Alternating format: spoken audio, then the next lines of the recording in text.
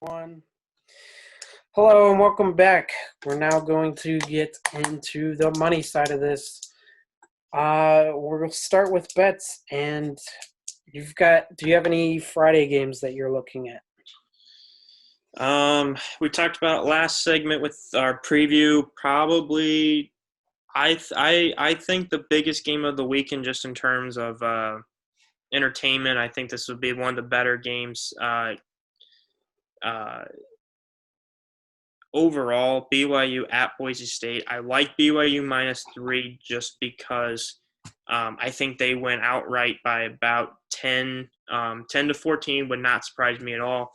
Um, but also, I think BYU's defense can get a stop late if it's a closer game than that. So BYU -3. That's kind of what I'm on. The over under is 61. I think that's kind of where I think it should be. If you're expecting a 35-28 game, somewhere around in there, I think that makes sense. But I don't know if I'd play the over under, but I think I would play BYU -3 there. If you want to buy it down to 2.5, sure. But I think I would take them at the 3, even though they are on the road. Um, Boise State's quarterback Brock Bachmeyer still might not play, still up in the air. So I think that's also development. Yeah, I did. I don't know if I'm actually going to take BYU just because the history Boise. But if Bachmeyer is playing, I think I'm definitely taking this over. I think it'll hit. I do think it'll be around 30 for BYU, and then around upper 20s, maybe low 30s for Boise. I don't think Boise's defense is anything too special to write home about, and we'll learn a lot about BYU's defense. So I think I'm taking the over there. The other Friday game that I have action on is I think Miami to cover. I think this kind of makes me think it's not such a no-brainer, but it's moving higher. Last I saw, it was 10.5. I think it started out at 9. I think Miami covers here, and I think they try and make a statement that, hey, we're still here. And, if Notre Dame loses to Clemson by a lot and Miami has a good weekend, they have a case for being the second best team in the ACC. Yeah. Yeah. I don't know if I'd play. I think I'd probably play the over on this one at, uh, at at 59, but because I could see North Carolina scoring, or NC State, excuse me, scoring some points at the end um, to maybe keep it a little closer. Um, but yeah, I think this is a big game for Miami, for sure, like you said. Um, Another game on Saturday that I am looking at is we talked about a little bit ago, the Florida Georgia game. I like Georgia. I think I'm going to lay 3.5 with Georgia, simply because I think if it comes down to it, I think Georgia's defense gets a stop late against Florida, keeps it probably about a 7, maybe it's a 4 or 5 point game, something like that. So I think I'm going to lay the 3.5 with Georgia. I think Georgia is the better team. Um, and I think that these are the games that Kirby Smart is a better coach than Dan Mullins in.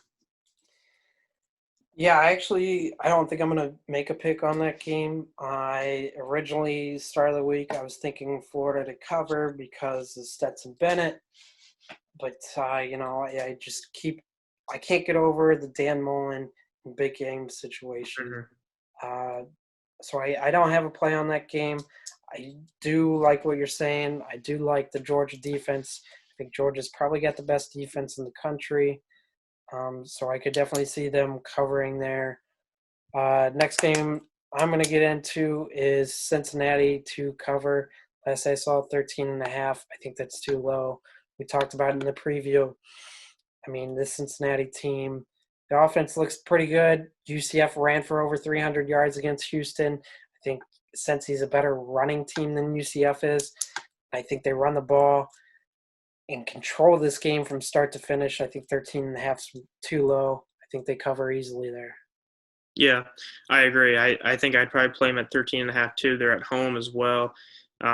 We talked about Houston team total under would probably be another play. Um, I'm going to stick with my weekly pick, fade Kansas. I'll take Oklahoma. It's a big line, 38, but Oklahoma hung 62 last week on Texas Tech, and their defense played one of the best games it's played all year. Obviously, they got quite a few turnovers, which was nice for them. They let up like one or two big plays that I think went for touchdowns, but I watched all of the Kansas-Iowa State game last week, and Kansas just can't score. Again, they scored 22 points last week against Iowa State, and they had another kick return they had a kick return for a touchdown. That's the same thing we saw against West Virginia. They put up 21 points against West Virginia. One of them was a kick return, or 17 points against West Virginia. One of them was a kick return. They struggled to score against Kansas State's bad defense. They didn't score against Iowa State's defense. I think this is just a lopsided blowout. Lincoln Riley's not going to mess around with Kansas. They're going to come out and they're going to just obliterate. I think they're going to put up 60. Even if they put up 50 points, I don't know if Kansas can score 20. So I'm definitely also going to lay Oklahoma in the first quarter. It's probably going to be like 10, maybe even 14, because Kansas probably won't score in the first quarter. Oklahoma State will probably score their first two times they touch the ball, but those would be two bets I would look at. But I think I'm comfortable laying the big line against Kansas simply because I'm comfortable fading Kansas no matter what that line is, really. Yeah, I'd agree there. And another thing I'm probably going to play in this game is the over. Last I saw, 63.5. Like you said, Oklahoma could easily score 60 in this game. You look at you look at Kansas' whole season. They gave up 38 to Coastal Carolina. They gave up 47 to Baylor. They gave up 47 to Oklahoma State, who had a backup quarterback at the time. They gave up 38 to West Virginia, who's not particularly great offensively. Gave up 55 to Kansas State and 52 to Iowa State. I think the over is an easy play here too, because I think this is the best offense that they've had to play against. And, 63.5, Oklahoma could score 70 points. Yeah, and I'm trying to find their last couple meetings to see what the score was. I can't exactly find it, but I just think the last few years they've played, the scores have been outrageously high for Oklahoma. So I can't find the exact numbers, but I gotta think Oklahoma breaks 50. And if they break 50, again, I don't think Kansas scores that many for them to cover, but also, like you said, for the over, if they score 50, you get 10 points from Kansas. There's your over. I think this is a game where Oklahoma doesn't want to mess around. Take them out of the game early, rest your starters, be done with it. Yeah, I agree there. Another over that I like, we've kind of talked about this team. Out of the Big Ten, Minnesota's defense has looked atrocious. Absolutely atrocious. The over-under right now is at 61. I think that's a little too low for Minnesota, they've got offensive talent. You've got, talent on the offensive side. You've got Ibrahim. You've got their quarterback. I'm drawing a blank on his name right now, Tanner Morgan. They've got offensive talent, and then the defense just gives up so many yards, gives up so many points. I think this one goes over, and I think it goes over easily. Yeah, I would agree there. Before I get in my next pick, I'm going to give you a would you rather. Would you rather watch Pittsburgh at Florida State or Vanderbilt at Mississippi State? Give me the Pittsburgh and Florida State game, because that Mississippi State game is going to be awful. Yeah, and they're 19-point favorites at home against Vanderbilt. You're talking about combined 1-8 records there. I'm going to go I was I doubted them last week. I'm going to go with them again this week. I've been on them quite a few this week. They're up to 15th in the rankings. I'm going to go with Coastal Carolina. Chanticleer is playing on that light green turf. They're getting 18 in the. They're giving 18 at home to South Alabama. South Alabama's 3-3. They're not a great team. 18's a decent. 18's a lot of points, but after seeing what they did last week to a team I thought was better in Georgia State, I think I would be willing to lay the 18 with Coastal Carolina. They got their starting quarterback last week. They looked they looked like one of the best teams offensively in the country last week. 51 points. Really didn't have any mishaps. They looked really good. I think I would lay the 18 with Coastal Carolina simply because South Alabama, not a good football team. Coastal Carolina, right now, they know if they keep winning, they keep beating teams by a good margin, they keep moving up that ranking. I mean, the sky's the limit for them at this point because they're playing with house money at this point, right? So I would lay the 18 with them there. I think they win. I think they win comfortably. I don't think they win 51-0, but I think that they win decisively. Yeah, I think that's a good play. Yeah, I mean, we both kind of doubted them last week, and they made us eat our words. So I definitely think I might be playing that as well. Another game I want to talk about is Indiana, Michigan. I think I'm going to lay the 3.5 with Indiana. They're at home, underdogs. I might even sprinkle them in. Little money line dog action, being at home. I mean, Michigan just did not look good. Indiana, like we said in the preview, they don't beat themselves. They're experienced. So Michigan makes one slip up, one turnover. It could easily be Indiana's game to lose. Yeah, I agree. I think this will be an interesting game. I think this will be an entertaining game.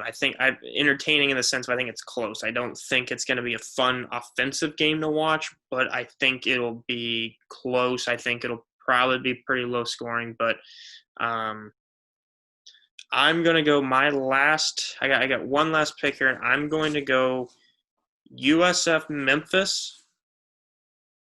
Memphis is giving 18. Over under is 64. I'm going to take the over simply because Memphis, I think, got embarrassed last week offensively against Cincinnati. They're playing a completely different team this week in USF who is not good defensively. I think Memphis is going to put up some points this week. I don't think they get to the over by themselves, but I think that they probably put 50 on them. And then I think you look at USF, who's played a little bit better recently, but that Memphis defense is not good. I think maybe USF finds the end zone a couple times. I think this game ends up being 42-48 to 14-17 maybe. I think that over is a little high in 65. I think higher than I would like it to be, but I think I would not be surprised to see Memphis come out and just obliterate USF, and then USF get a couple touchdowns and that over. I think this game could probably reach the 70s or the 80s just because I think Memphis can score that many points and their defense is not good. Yeah, I'd agree with you there. I mean, Memphis' defense has not been their strong suit. So I could easily see that. I'm going to give you some Pac-12 plays here. I've got the Arizona State USC game. I've got the over at 58.5. I think, we mentioned this in the preview. What kind of game are you going to see with it being so early? I think it's the first game of the year. I think these teams are going to be juiced up. You've got two returning quarterbacks, two teams returning a lot of starters. So I think you're going to see a lot of offense in this one. Could be a shootout. I think 58.5 is a pretty nice number for us. So I'm going to play that. Oregon State, I mentioned them a little bit in the Pac-12 preview. I think I'm going to take them to cover 1.5 at home, playing Wazoo. Wazoo's got a new coach. Oregon State returns a lot of pieces. I think they're a stingy team this year, so I think I'm going to take them to cover against Wazoo. Uh, Next, I've got Cal to cover. They're playing Washington. This is a big game for Cal and Washington. Like I said, that second spot's kind of up for grabs behind Oregon. And I think Cal, I just like their defense a lot, like you mentioned. Probably one of the best defenses in the country last year, if not the best. So I think I'm going to take them to cover -1.5. Yeah, I think that Cal pick's very, very interesting simply because you look at Washington, you mentioned it earlier, they have to replace their coach in Peterson. They also have to replace Browning, who wasn't a great quarterback, wasn't obviously What like wasn't it, Eason? oh Browning. Oh yes. Browning was there 2 years. Wow, he's really been gone for 2 years now, hasn't he? Um, but still, they have to replace him. They have to replace Peterson. Um, I don't think this Washington team is what it's going to be as that we've seen in the past, where they really challenge Oregon and they really challenge for that Pac-12 championship. If we hit on it with Cal's defense, it's a very, very good defense. I think they have a chance to make a new starting quarterback's day or night, I guess, very, very tough. The only thing with Cal that I worry about is still their offense. Last year, offensively, they struggled. I think that if this game comes down to Cal needing a drive to win the game, I don't know. Well, I'll hit on that Cal offense a little bit here. They actually won this game last year against Washington, when Washington was probably the better team, Hmm. and it's because they had their starting quarterback.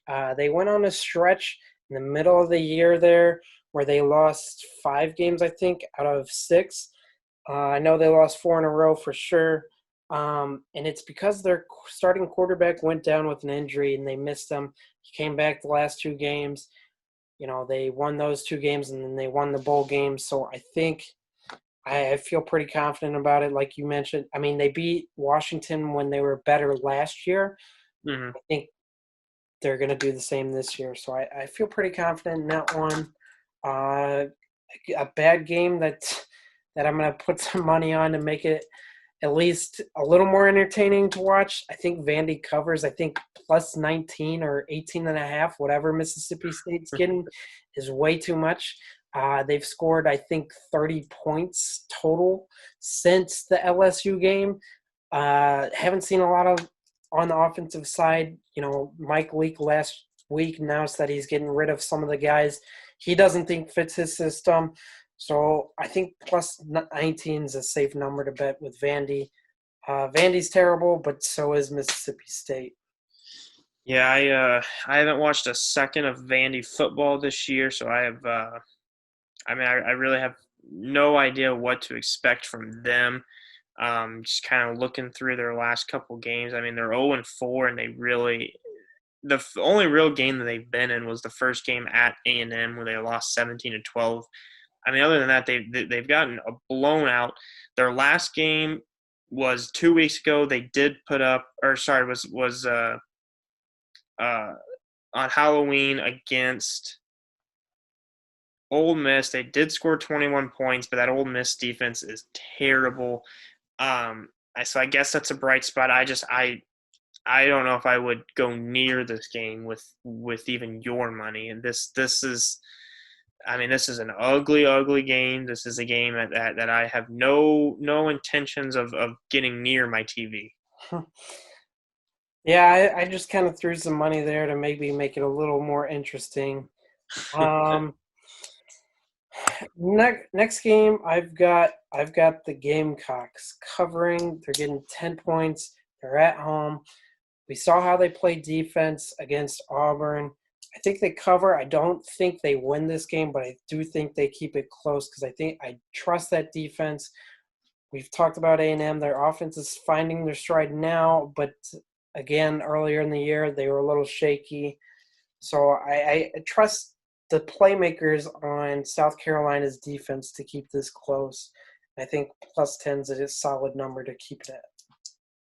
Yeah. I think South Carolina can keep it close. I think if A&M gets out to a big lead, like I said earlier, I don't think South Carolina can score score points to get back in the game. So I think that South Carolina has to keep it close in the beginning if they want to if they want to keep it within 10. I've got two more, and then I've got one game that I'm going to be keeping an eye on. Um, Next one, I've got Arkansas. I think they're +2 last I saw. I think I'm going to take money line, actually. I don't know why they're underdogs at home to Tennessee, who's figuring out their quarterback situation. Don't know what they have offensively if you don't have a quarterback for sure. So I think it's pretty safe here that to play them as a money line dog. I would say bet them early because they could flip to a favorite, and that wouldn't be as beneficial for you. Next game I've got, we've talked about this team. They've got a really good offense, poor defense. I think the UNC over is the play here. Duke offensively, you're going to get about 20 points a game from them.